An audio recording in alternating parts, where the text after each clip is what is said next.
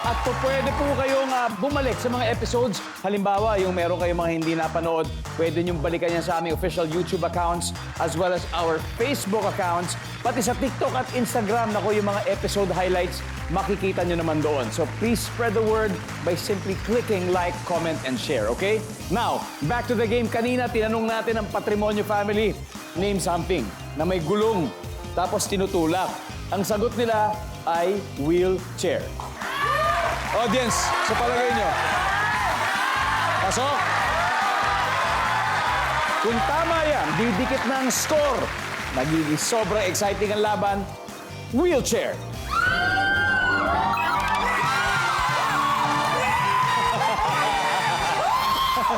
Nakakuha. Guys, 130, 138. Sobrang dikit. Anyway, tignan muna natin. Ano kaya itong isa? Everyone, please. Maleta. Oo, di ba? Nakaka 3 rounds na tayo at leading with 138 points pa rin ang Duremdes family. At eto na, humabol na po ang Patrimonio family, 130 points. And this is your last chance, Arnel and Kyle. Let's play the final round. Come on.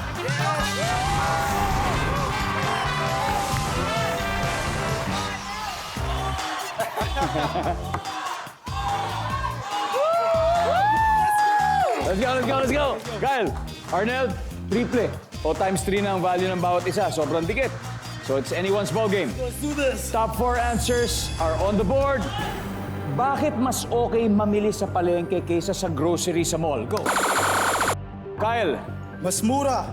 mas mura. Kyle, pass or play, Kyle? Play. Let's go play the last round. Come on. Last round, Sir Kenneth.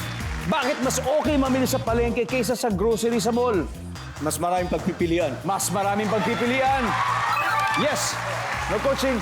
Andre, bakit mas okay mamili sa palengke kaysa sa grocery or mall? Siyempre, mas fresh. Mas fresh services. Wala. Kenji, ano pa kaya? Bakit mas okay sa palengke kaysa sa grocery or mall? Pwedeng discount. Pwedeng discount. Services. Boom! One last, Kyle. Bakit mas okay sa palengke kaysa sa grocery or mall? Mas masarap. Mas masarap. Maaari. Services. Wala. Sir Kenneth, one last. Kailangan makuha nyo to. Kung hindi, masistil nila to. At sigurado ako alam na alam nila to. Sir Kenneth, bakit po mas okay mamili sa palengke kaysa sa grocery po sa mall? Mas malapit po. Nandyan ba yan? For the win. We'll see. Mas malapit. Wala. Ito, destiny na to. Destiny na kasi ibig sabihin, pag mali ang sagot nila, para sa kanila talaga. Pero pag makuha ninyong tama ito, ibig sabihin, kayo na ang winners at mas magaling sa araw na ito. Arnel, bakit kaya mas okay mamili sa palengke kaysa sa grocery sa mall? Mas convenient. Mas convenient. Jasmine, Ako, mas sariwa, I think.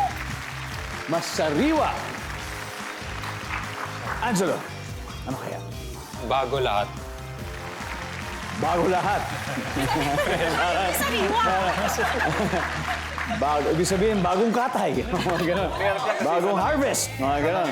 Okay, bakit mas okay mamili sa palengke kaysa sa grocery sa mall for the win? Ma'am Cindy, ano kaya ito? I'll give you 3 seconds. Mas sariwa. Mas sariwa. Sariwa bilhin. Mas sariwa.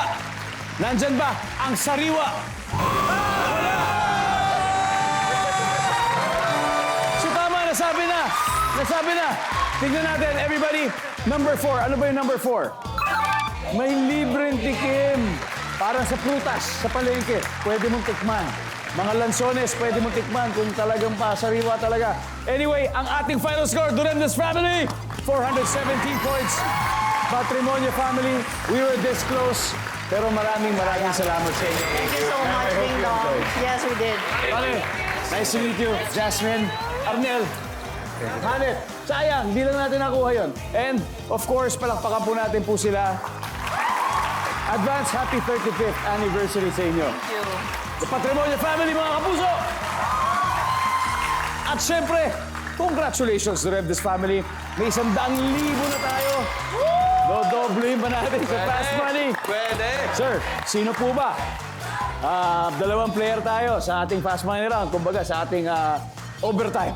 May overtime tayo dito para doblehin. Sino po maglalaro sa atin? Andre and Kenji. It's gonna be Andre and Kenji.